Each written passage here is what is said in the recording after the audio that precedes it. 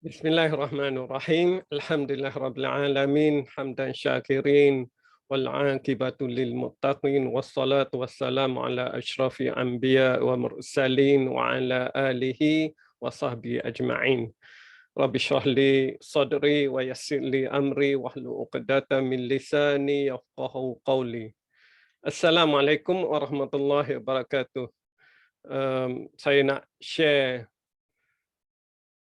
dalam siri pencerahan isu berkenaan dengan Taliban.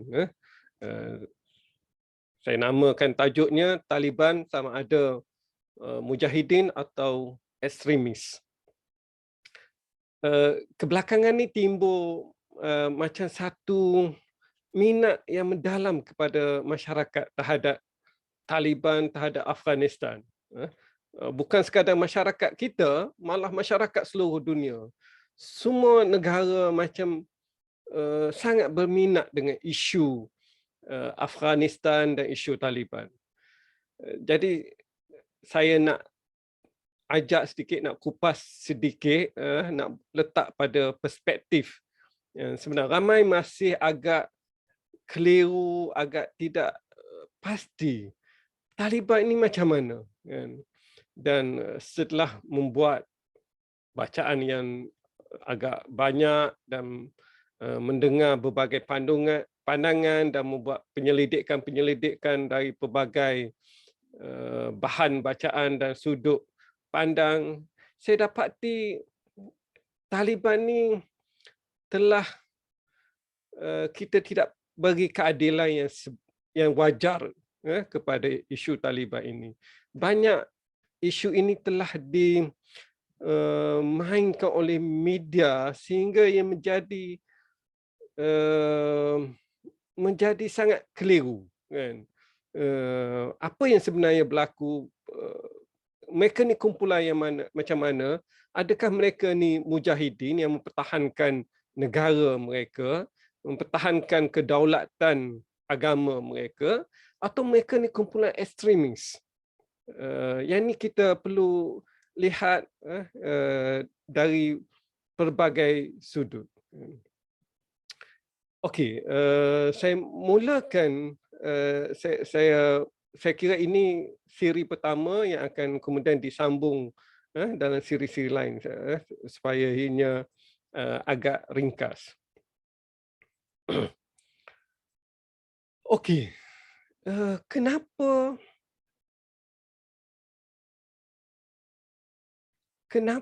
Afghanistan? Kita kena mula dengan macam tu dahulu.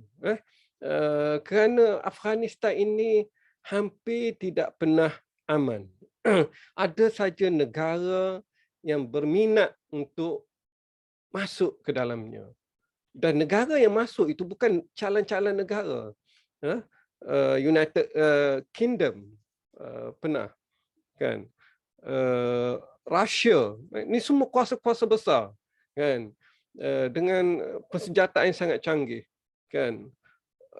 Russia masuk 10 tahun, akhirnya terpaksa keluar. Mereka tak boleh mengalahkan, kan? US masuk 20 tahun, akhirnya terpaksa keluar. Walaupun masuk dengan bala tentera, dengan senjata yang sangat hebat, dengan sekutu-sekutu mereka tidak dapat menguasai. Jadi apa keistimewaan Afghanistan? Satu yang sangat istimewa yang mungkin diminati, disukai oleh ramai orang ialah walaupun dia negara yang miskin, tetapi dia lokasi dia tu, kedudukan dia yang sangat strategik. Dia berada di tengah-tengah Asia, kan? Bila berada di tengah ni, kedudukan tu sangat strategik dari segi geopolitiknya, kan? Dan juga dari segi ekonomi, kan? So antaranya ialah kalau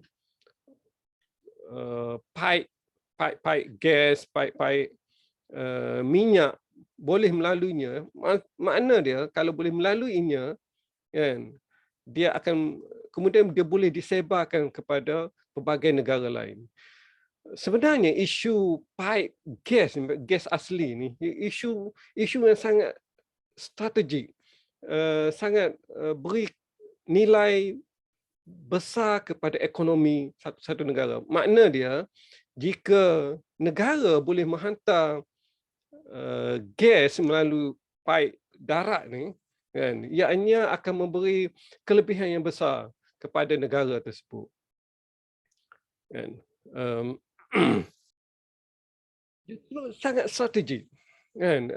Minyak, kalau gas tu boleh melalui di tengah-tengah, satu dia memberi laluan darat yang cepat, kan. Kemudian dia boleh menjadi satu distribution center yang murah, kan. Dan isu ni sebenarnya dia menjadi satu isu yang sebahagian daripada peperangan yang berlaku hari ini, sebahagian daripada pergaduhan negara-negara ialah kerana isu paip dan isu penyebaran laluan-laluan minyak ni, laluan gas dan laluan minyak dunia. Kan. Sebenarnya banyak isu ni, satu isu yang sangat menarik untuk kita melihat geopolitik dunia dalam isu ini. Kan. Dan Afghanistan berada pada kedudukan yang sangat strategik. Semua orang nak membawa paip gas mereka melalui Afghanistan. Yang kedua, bila berada di tengah-tengah ni, contohnya US memang sangat suka keadaan macam ni. Kalau mereka boleh letak pangkalan tentera, mereka boleh mengawal beberapa negara. Kan? Dan Afghanistan ni berada pada kedudukan yang, kan, kita kena faham kedudukan dia. China, kan, Iran, kepada US, perkara ini sangat strategik. Walaupun Rusia tak terlalu dekat, tapi masih juga dekat. Kan. Pakistan, kan, makna dia penguasaan tu boleh menguasai beberapa negara lain. Maksud menguasai ni, bila mereka letak pangkalan tentera, kalau berlaku apa-apa, mereka mudah melakukan serangan dan sebagainya lah. Kepada dunia Islam, kita ada beberapa perkara yang kita tertarik berada di tengah-tengah tu. Satu, dia dekat dengan Yugo, China, kan, dekat dengan kawasan Yugo, kan. Dia bersepadan juga, dia bersepadan dengan Yugo, dia bersepadan dengan Kashmir. So kita ialah sudah pasti kita ada simpati kepada perkara-perkara tersebut. Okey. Selain daripada itu, Afghanistan yang sangat uniknya ialah walaupun negara miskin, walaupun tidak ada peralatan senjata yang canggih, namun hampir tidak ada negara boleh menguasai mereka. Maksud boleh berada dan kekal di sana. Akhirnya mereka dikalahkan. Saya sebut tadi British, sebelum British lagi, dari zaman Mongol, atau orang kata Iskandar Zulkarnain pun pernah cuba menguasai. Kebelakangan ni Rusia 10 tahun, Amerika 20 tahun, semuanya terpaksa keluar. Jadi dia ada satu kekuatan yang itulah menyebabkan orang minat. Apa kekuatan yang ada pada Afghanistan ni. Kepada dunia Islam, sedikit sebanyak dia memberi inspirasi kepada kita, bahawa negara-negara yang besar, yang canggih, kan, berlawanan dengan negara kecil. Negara kecil masih masuk kecil dari segi negaranya, kecil dari segi kekuatan ketenteraannya, kecil dari segi jumlah tenteranya. Tapi masih boleh mengatasi kuasa-kuasa besar dunia. Itu mungkin sangat menarik kepada ramai orang.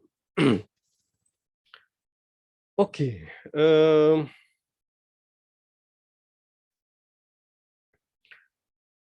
untuk memahami kedudukan Taliban atau untuk memahami Taliban ni macam mana sebenarnya. Sebenarnya Taliban ni bermula dalam 93, 92, 93 atau lebih jelas lagi 94 bermula. Tapi untuk kita memahami dengan baik, kita kena undur sedikit. Kerana kita akan dapat lihat kita akan lihat beberapa perkara yang akan memberi kita sudut pandang yang lebih tepat, kan, bila kita undur sedikit. Kurang-kurang kita kena undur masa Rusia masuk, kan. Rusia masuk semasa Afghanistan dikuasai oleh golongan-golongan yang pro-komunis. Jadi mungkin salah satu sebab utama Rusia masuk ialah untuk menyokong kumpulan-kumpulan ini. Bila Rusia masuk, orang-orang Islam rasa terancam. Dan terbentuklah Kesatuan Mujahidin daripada berbagai golongan Islamis di Afghanistan. Mereka bersatu, mereka melawan penjajahan Rusia. Itu tahun 1979 hingga 1989, semasa Rusia. Dan macam saya sebut sebelum ni lah, Rusia, masa tu bukan Rusia, United Russia. Rusia ni selepas berpecahnya USSR tu, barulah timbul Rusia, kan. Masa tu United, kan, maksud satu kumpulan yang sangat besar, antara kuasa besar dunia masa tu, US dan USSR. So sekali lagi Mujahidin dalam kedaifan mereka berjaya mengusir Rusia. Dan pada masa tersebut juga kita ada sokongan, sama ada secara indirect atau secara direct, daripada US. US ni memang seolah-olah proksi lah, nak lawan dengan Rusia, nak mengalahkan Rusia, kan. Jadi mereka menyokong kumpulan Mujahidin. Mereka menyokong kumpulan Mujahidin pada masa tersebut. Saudi, Pakistan, dan beberapa negara Islam lain, tapi itulah antara khususnya ialah US, Saudi dan Pakistan. Dan so tujuan kita sebut US tu, maksudnya US juga yang memulakan sokongan ini. Saudi, US kan memula sokongan ini.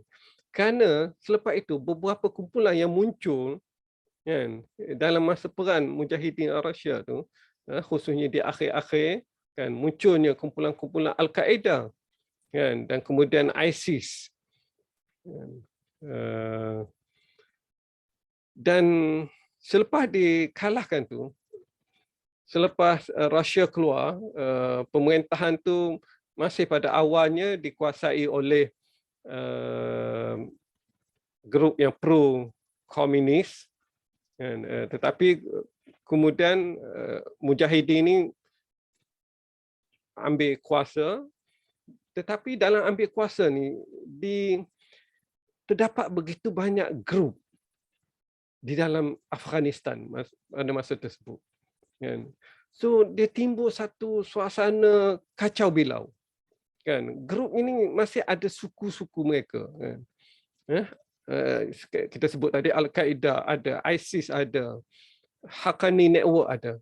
Tujuan kita sebut macam tu supaya kita tahu sekejap lagi mana Taliban atau sesuatu yang kita dengar bunyi katalah teroris. Sebenarnya siapa yang teroris? Adakah Taliban atau sebenarnya ada grup-grup lain dalam Afghanistan pada masa tersebut? Sebenarnya ada banyak grup. Al-Qaeda, ISIS, Haqqani Network, yang ni agak cenderung dengan Taliban. Tapi masa ni belum ada Taliban lagi. Kan? Selepas perang tu belum ada Taliban. Taliban tu dalam 1993 hingga 1996. Dia kemunculan dia. Okey, yang suasana tadi, suasana kacau bilau saya sebut tu dari sekitar 1990 hingga 1993. Dan dalam suasana tu muncullah yang kita sebut tadi tu. Muncul tu, dan suasana tu atau suasana selepas itu atau suasana sebelum tu agak sebab saya senaraikan banyak kumpulan tu kan. So antara antara kumpulan-kumpulan yang ada, selain pada saya sentuh dahulu dari segi inilah dahulu, suasana kacau tu kerana ada banyak grup, banyak warlords, ketua-ketua suku kan, dan masing-masing asabiah dia tinggi sangat kan, antara kumpulan mereka tidak bersatu kan. Dan timbul suasana yang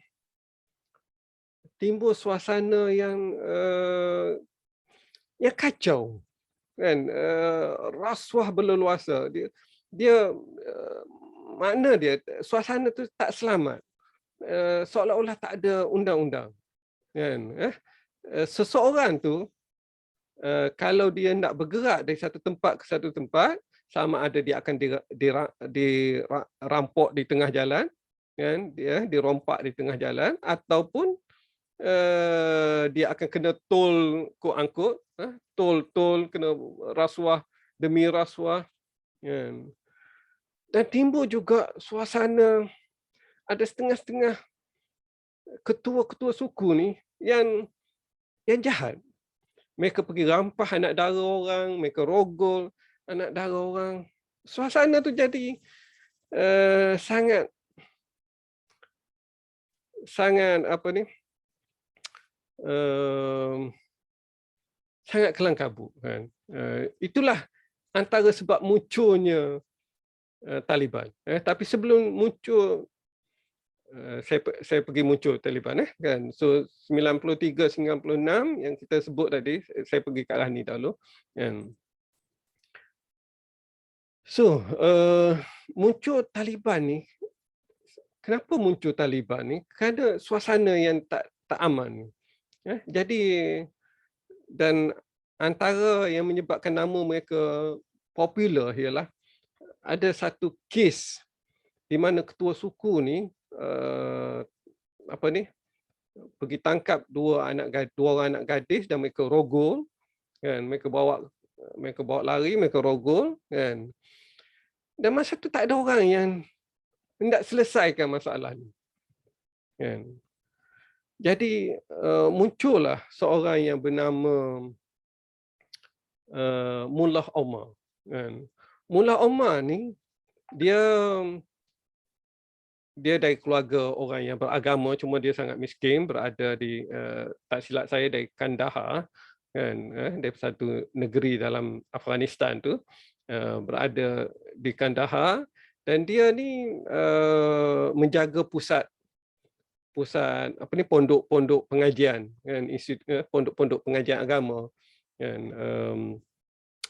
Dan masa perang Mujahidin, masa tu dia masih muda, tapi dia dah berjuang bersama kumpulan Mujahidin ini kan. Jadi bila habis perang, dia kembalilah kepada pondok dia. So bila berlaku suasana ni, terutama khususnya satu kes berlaku bila gadis ini dirogol, tak ada orang yang nak buat sesuatu, dia pun mengajak anak-anak murid dia kan, dia mengajak anak-anak murid dia untuk membuat sesuatu. Dia bermula dengan 30 orang anak murid, dia cari anak murid yang mungkin dan anak murid yang bagus, kuat kan. Mereka pergi menyelamatkan anak gadis tadi. So mereka pergi serang ketua suku tadi, mereka ambil dan mereka bagi hukuman, tak silap saya hukuman gantung kan, kepada ketua suku tadi. Kan. So mereka menjadi begitu popular. Yang ini berlaku tak silap saya 93 atau 94. Itulah. Kan. So bermula daripada itu, nama mereka dikenali di kalangan masyarakat. Kan. Malah kalau berlaku sesuatu, mereka mencari kumpulan ini. Dan Taliban tu, kita kata bermula dengan Mullah Omar dan anak-anak murid dia. Taliban tu talib kan, pelajar-pelajar kan. Dia bermula di situ. Dan mereka bermula dengan dalam keadaan macam tu, kan? Dalam keadaan untuk mengamankan kekacauan. Jadi itulah Taliban. 93, 96. Dan nama dia mereka makin naik sehinggalah ramai orang menyertai mereka, dan sebahagian besarnya daripada Pakistan join mereka, dan sekolah-sekolah agama Pakistan, dan akhirnya mereka menjadi besar. Dan fasa seterusnya 96 hingga 2001 mereka mula menguasai seluruh Afghanistan. Ada satu tempat Fas J yang mereka tak dapat kuasai, tapi semua, dan mereka memerintah Afghanistan dari 96 hingga 2001. Okey, minta maaf saya balik sedikit kan. So tadi tu selepas munculnya banyak kumpulan selepas perang Mujahidin tadi, Mujahidin dengan Russia kan, muncul kumpulan. So antara kumpulan yang muncul ialah Taliban Pakistan kan. Laskar Taiba ni semua berpusat di Pakistan. Cuma saya nak jelaskan bahawa Taliban Pakistan dengan Taliban Afghanistan ni dua entiti yang berbeza, berbeza dari hampir segala aspek. Taliban Afghanistan kita sebut tadi, itu cita-cita dia, mengamankan kekacauan dan ada cita-cita Islamiah yang untuk meletakkan Islam kembali pada dasar dia. Taliban Pakistan ni nama dia saja Taliban. Mungkin Taliban di situ, saya nak sebut bahawa Taliban Afghanistan, Taliban Pakistan ni bukan kumpulan yang ada ideologi yang sama. Cuma mungkin Taliban Pakistan ni hanya kumpulan-kumpulan anak muda yang agresif, atau mungkin too agresif, atau mungkin ekstremis. Mereka membuat satu tindakan-tindakan yang ramai orang mengata ekstrim. Malah Pakistan sendiri pun tak bersetuju dengan mereka. Malah dia menjadi fitnah kepada Pakistan kerana kumpulan ini pergi mengebom India dan sebagainya. Akhirnya India menyalahkan Pakistan. Sedangkan Pakistan sendiri, negara Pakistan sendiri, melawan Taliban Pakistan ni. Yang saya nak tunjukkan bahawa kan, kadang-kadang katalah satu peristiwa itu dilakukan oleh Taliban Pakistan, kan, tetapi oleh kerana nama dia Taliban, kan, dia memburukkan Taliban Afghanistan. Dua entiti yang sangat berbeza, dua perjuangan yang sangat berbeza, tak ada kaitan langsung. Okey. So tadi pemerintah kita sebutkan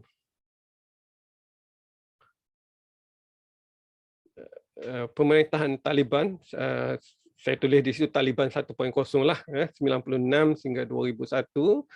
So dalam pemerintahan 96 2001 ni, suasana tu aman secara relatifnya. Maksudnya kita cerita tadi, rompakan, tol dah jadi sangat rompakan hampir tak ada. Taliban dapat menguasai dengan baik dan orang hormat kepada suasana tu, kan. Rakyat suka, khususnya untuk perniagaan dari satu tempat tol pun sangat maksud dia ialah cukai itu adalah kan, tapi cukai itu tidaklah masuk satu puak kena cukai, masuk puak lain kena cukai lain kan. Yang ni dari hujung ke hujung mungkin ada cukai kan, nak keluar ke sepadan Pakistan di situ sahaja ada cukai kan. So suasana yang baik. Dan kita sebut juga dalam pemerintahan tu Taliban ni masa tu golongan-golongan muda, semangat agama yang tinggi. Kan. Jadi semangat tangga tinggi, mereka merasakan inilah peluang untuk mendaulatkan cita-cita Islamiah mereka, untuk buat sistem-sistem syariah, untuk implement hudud dan sebagainya. Dikatakan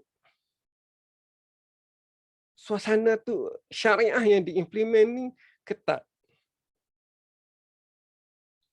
Saya rasa yang ni pun kita perlu beri sedikit penjelasan. Bila kita masuk ketat ni, dia ada bendanya suatu benda agama yang ada perbezaan pendapat. Itu ada satu benda kan. Ada orang yang bila benda masih benda agama dan ruang lingkup agama kan, ada berbeza pendapat, ada orang boleh bertoleransi dengan perbezaan pendapat, tapi ada orang dia tidak boleh bertoleransi tapi masih dalam ruang lingkup agama, khususnya katalah mazhab kan. Kita ada beberapa mazhab, ada orang dia katalah dia mazhab Hanafi saja, dia nak mazhab Hanafi saja, dia tak mau ada orang mazhab lain. So bila ada orang mazhab lain bermazhab lain, dia tak setujulah. Ada satu bentuk.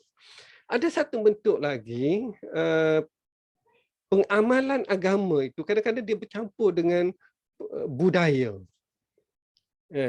Contohnya kalau di Arab Saudi ni tak dibenarkan perempuan bawa kenderaan. Kebelakangan ni baru ada inisiatif untuk membenarkan perempuan bawa kenderaan. Kan, dah beberapa puluh tahun kan perempuan tidak dibenarkan bawa kenderaan. Ini diterima oleh ulama-ulama di Arab Saudi. So aspek yang macam tu dia sebenarnya dia lebih pada dia campur dengan aspek budaya, suasana kan. Mereka rasa itu yang lebih sesuai. Walaupun pada kita, pada negara-negara yang dah biasa dengan perempuan memandu, perempuan bersukan kan, kita akan rasa sangat tak sesuai lah kan. Tapi kepada orang dah biasa suasana tu, dia tidaklah terlalu asing perkara tersebut. Saya kira itu yang berlaku sebenarnya. Taliban tu macam tu. Satu, dia ada satu konsep, dia bermula di kawasan-kawasan pendalaman. Dia musa kawasan yang konservatif daripada pusat-pusat pengajian. Jadi mereka ada elemen tu, elemen perempuan tidaklah begitu bebas keluar kan.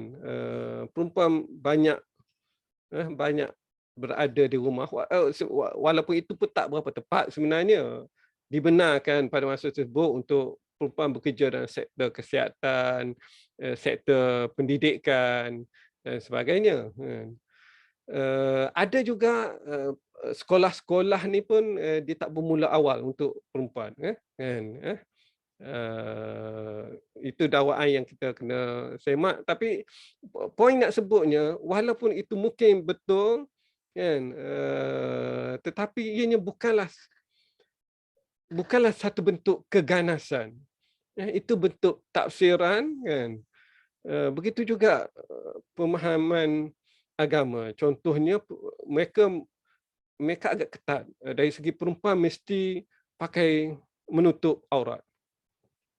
Lelaki mesti berjambal. Mereka agak ketat. Tapi saya kira itu tu mungkin kerana pemahaman agama mereka cenderung kepada perkara tersebut dan mereka melaksanakan benda tu dengan ketat. Kan. Tapi tidaklah sesuatu yang berbentuk kalau tak pakai tudung tembak. Dia tidak saya kira tidak macam tu. Saya pernah terima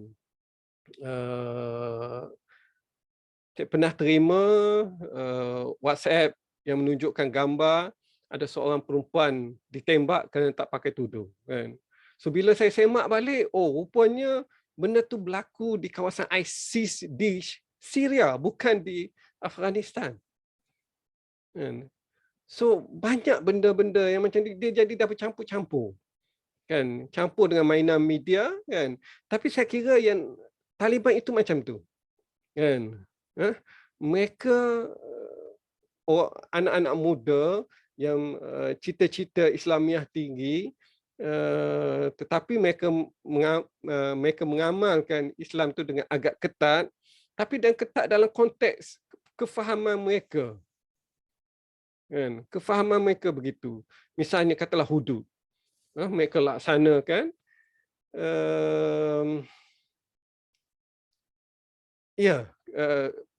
kita semua bersetuju dengan hudud, kan. Cuma pada setengah tempat kita rasa untuk melaksanakannya itu perlu kita menyediakan suasana hakim-hakim yang adil, penyiasat yang berkelayakan, supaya dia keadilan itu akan kita nak dapat jelmakan, kan. Ada setengahnya buat secara berdikit-dikit, kan, secara perlahan-lahan. Beberapa negara misalnya, kan, dalam beberapa kes hudud tu, kan, mereka laksanakan dahulu yang boleh dilaksanakan dahulu, tangguhkan sekejap sementara menyediakan prasarana yang lebih sesuai, kan. Itulah yang akan menjadi satu, dan selalunya kalau orang sebut tentang Taliban ni, media-media dia akan mainkan benda ni, kan. Ekstrimnya pelaksanaan syariah di zaman Taliban itu. Sekali lagi yang saya kira kita perlu semak semula perkara tersebut. Okey, so imej tu kekal sampai sekarang. Imej keamanan yang dibawa oleh Taliban tu tak kekal. Yang kekalnya imej syariah. Dan kita pun semua sebenarnya tahu hudud ini hanya sebahagian kecil daripada syariah. Benda tu besarlah pada agama, tapi maksud saya ada banyak lagi aspek dalam syariah, kan. Hudud itu sebahagian saja, kan. So dalam sebahagian itu kebetulan Taliban melaksanakan dengan ketat, kan.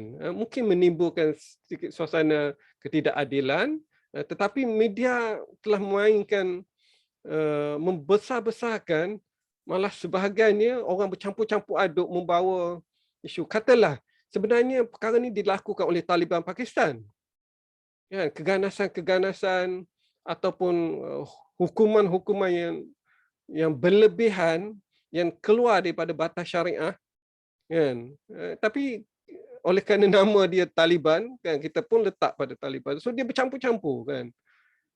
Saya rasa ini keadilan kita kena berilah kepada Taliban tanpa nafikan mungkin mereka agak ketat dalam pelaksanaan, yang kita rasa mungkin kalau mereka ambil sedikit sedikit persediaan yang kemas, mungkin akan memberi hasil yang berlainan, kan. Okey, so 1996 mereka merintah tadi, kan, sehinggalah 2001. Kenapa sehingga 2001? Pada 2001 berlaku peristiwa 9/11. Peristiwa 9/11 ni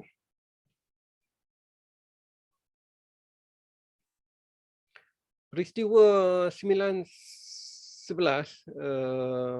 masa tu kapal terbang melanggar World Trade Center dan pergi kepada Pentagon, kan. Bangunan World Trade Center hancur, jatuh, kan. So yang melakukan tu dikatakan Al-Qaeda. Dan Al-Qaeda pada masa tersebut berada di dalam bumi Afghanistan.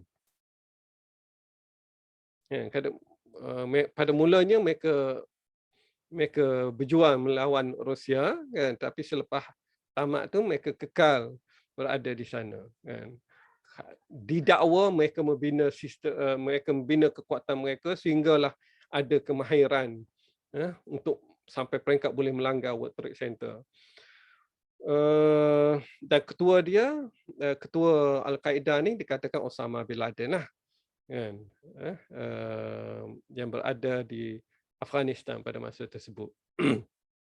Okey, bila berlaku peristiwa tu, satu, ada beberapa, ialah yang tu kita pun kita ingat ada beberapa keraguan dalam peristiwa tu. Adakah kumpulan Al-Qaeda tu boleh melakukan, dia ada tak sophisticated yang semacam itu, kan? Nak masuk ke bumi ke bumi US, kan, ke ruang udara US, bawa kapal terbang, langgar, kan? Adakah mereka ada teknologi dan kemahiran sedemikian?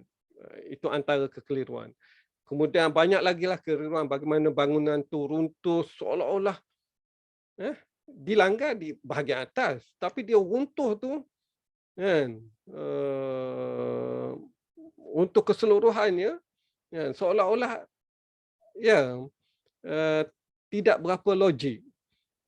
Pelanggaran kapal terbang tu menyebabkan cara dia runtuh, boleh semak balik lah, kan. Banyaklah lagi kekeliruan. Itu satu, kan.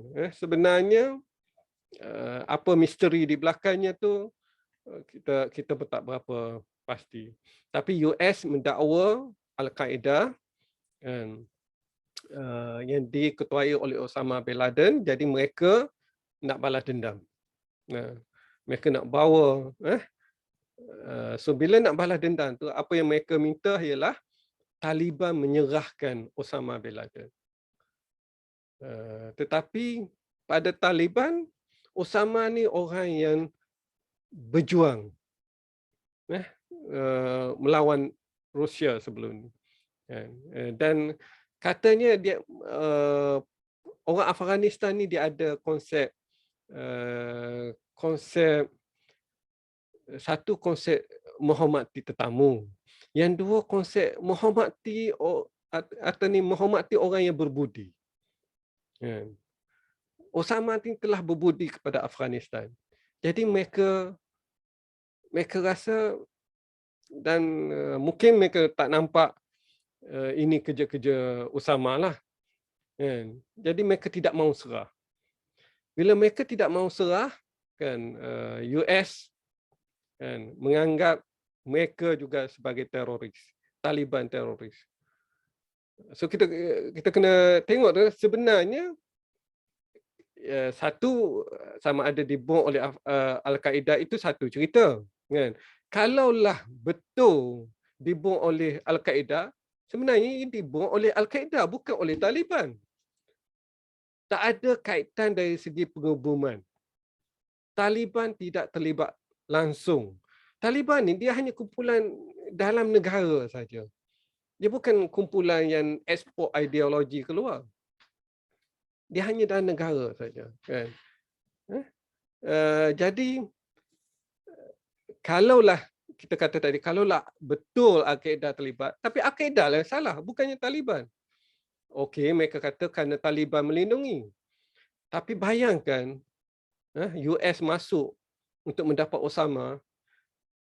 US menganggap Taliban itu, kan, bila bom-bom yang sangat dahsyat yang dilakukan, kan, pengeboman tu, mereka banyak duduk di gunung-gunung, tentera-tentera ni, kan, sampai satu peringkat US menggunakan bom yang paling besar yang belum pernah guna lagi, the mother of all bombs, mengebom yang boleh masuk sehingga 300 meter ke dalam tanah, memecahkan, kan, semua gua-gua, tempat persembunyian, kan. Mereka mengebom habis-habisan, termasuk Taliban. Yang saya kira Kalau nak kata bersalah pun tidaklah sampai peringkat pembunuhan habis-habisan oleh tentera-tentera bersekutu. Dan kita pun tahu bila mereka bom ni, masalahnya bukan sekadar Al-Qaeda yang kena, bukan sekadar Taliban yang kena, kanak-kanak begitu ramai yang mati, orang-orang awam begitu ramai yang mati, kan. Dan bila itu berlaku, orang-orang awam ni, kan, dia akan ada adik-beradik dia, dia akan ada, kalau ayah yang mati, dia akan ada anak-anak dia. Itu akan menimbulkan suasana yang lebih dahsyat, kan. Itulah sebabnya bila dibuat tinjauan di US, adakah US rasa lebih selamat selepas 20 tahun ini? Ramai yang mengatakan semakin rasa tak selamat. Kalau dulu dia bermula dengan 70%, sekarang ni tinggal tak sampai 50% yang rasa mereka lebih selamat.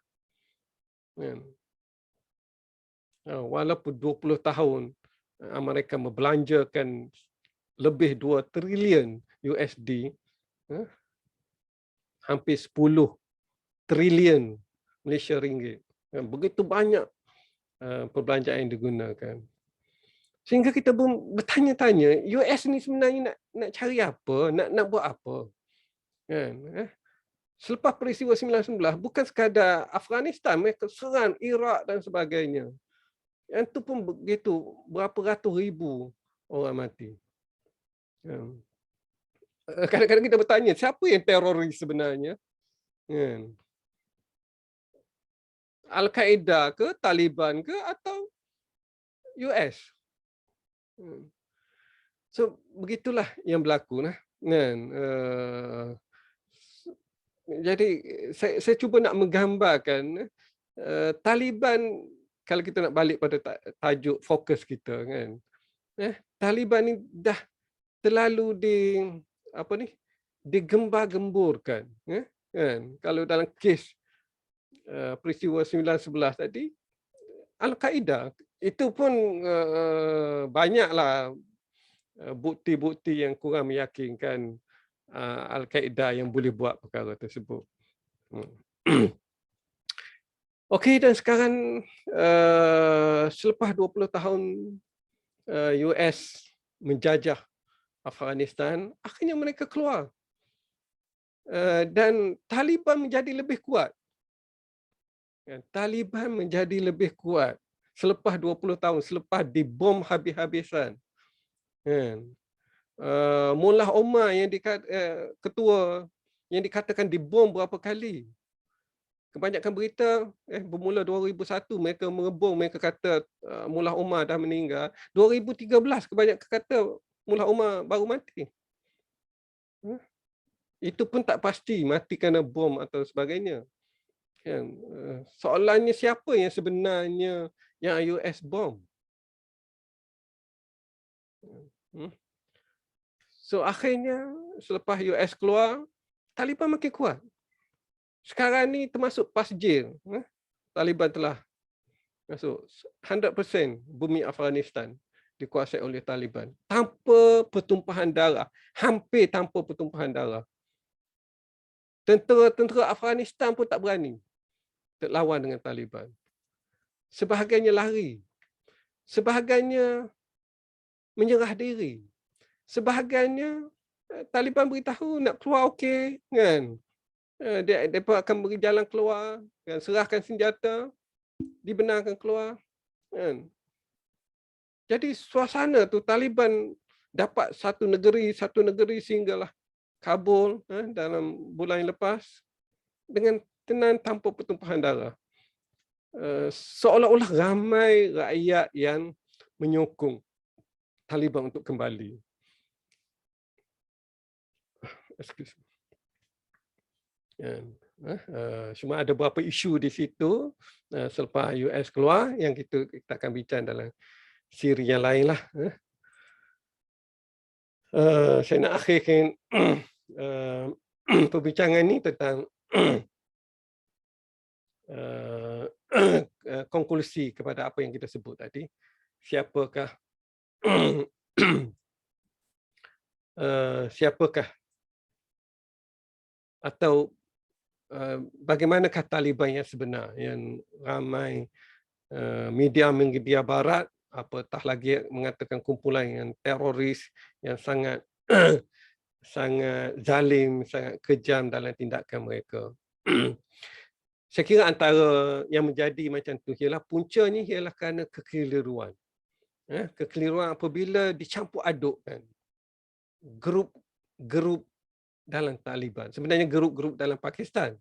Atau bukan sekadar, grup-grup dalam Afghanistan dan termasuk juga grup-grup dalam Pakistan. Kita campur, kita letakkan bahawa seolah semuanya Taliban. Sedangkan Taliban yang kita sebut tadi, yang daripada sekolah agama, cita-cita mereka kepada memujukkan suasana yang aman dan mendaulatkan cita-cita Islamiah. Kalau anda cuba baca dan pergi cross check dengan itulah sebenarnya Taliban yang asal, kan? Yang dakwaan-dakwaan itu setengah sebenarnya sama ada ianya kumpulan-kumpulan lain, bukan kumpulan Taliban, kan? Atau mungkin Taliban Pakistan, kan? Ada juga Taliban Punjabi, kan? Ataupun Taliban yang telah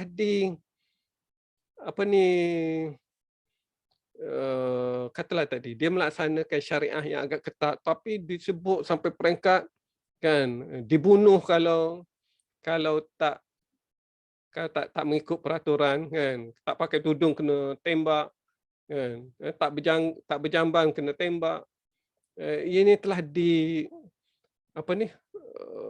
berita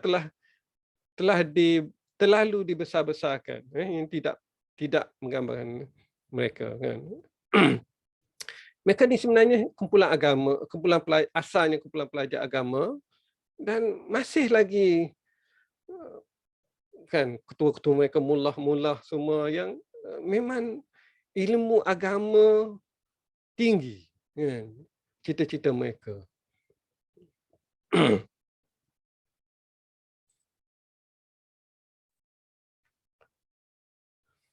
Dan kita sebut tadi kumpulan-kumpulan Taliban ni, kan, mereka mereka mendamaikan suasana, mereka letak peraturan semula, mereka menguasai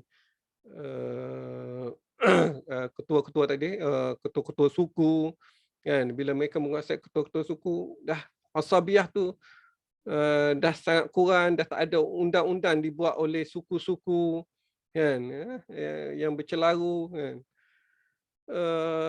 Dan di sebalik tu kita pun dengar beberapa berita yang ni tidak digembar-gemburkan sangat.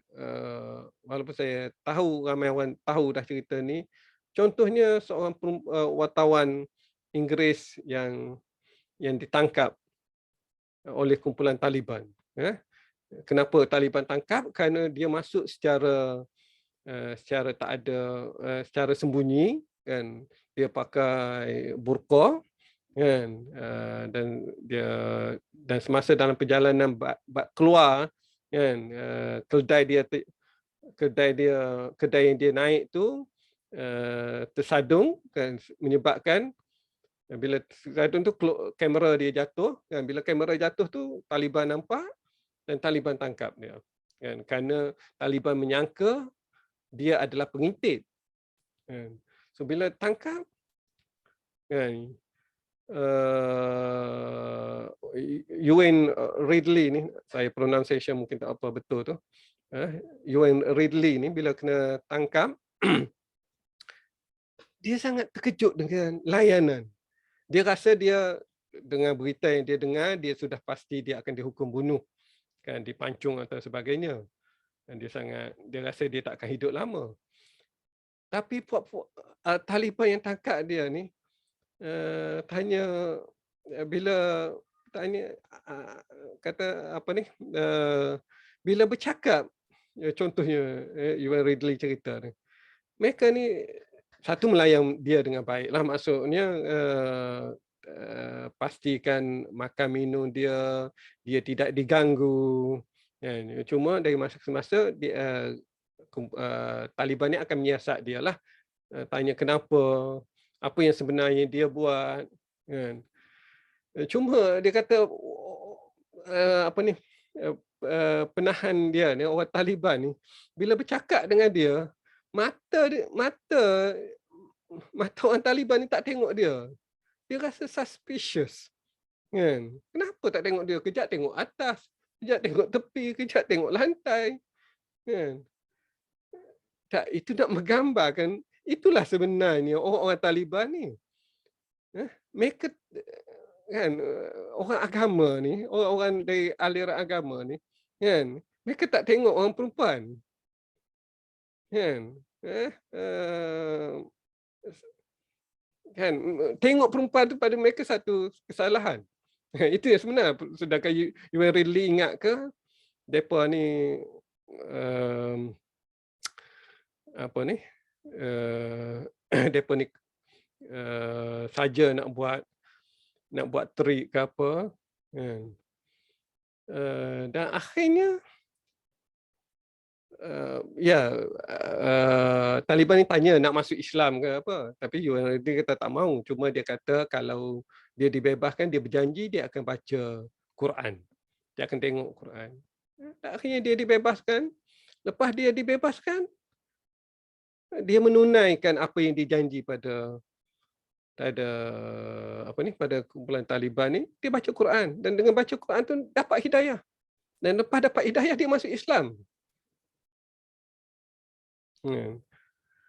Dan banyaklah juga kes-kes lain yang tidak diceritakan dalam media-media. Masyarakat lebih bebas, termasuk sekarang, semasuk 2021, 1996 dan 2001, sebenarnya masyarakat jadi lebih bebas.